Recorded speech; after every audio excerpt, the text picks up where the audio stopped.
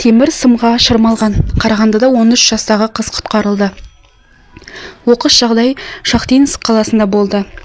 Қарағанды облысының Шахтинск қаласында 13 жастағы қыз темір сымға аяғын іліп алып, өздігінен қозғала алмай қалды. Оқиға Белинский көшесінде тіркелген. ТЖМ мәліметінше 2011 жылы туған қыз қоршаудан секірмек болған кезде аяғы металл сымға ілініп, табаны тесілген. Қыз ауырсыну салдарынан қозғала алмай көмекке шақыруға мәжбүр болған. Құтқарушылар қалай әрекет етті? Оқиға орнына жедел құтқару жасағы дереу жетіп, гидравликалық құралдардың көмегімен жарақат алған қызды қауіпсіз жерге шығарған. Құтқару сәті аса мұқият жүргізілген. Қыз дереу жедел жәрдем бригадасына тапсырылған. Оқиғаның нақты себептері тексеріліп жатыр.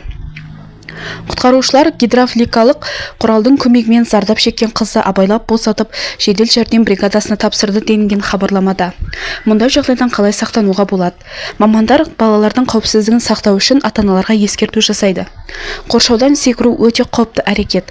Қаңыраған немесе жөнделмеген аумақтарға жақындауға мүлде болмайды.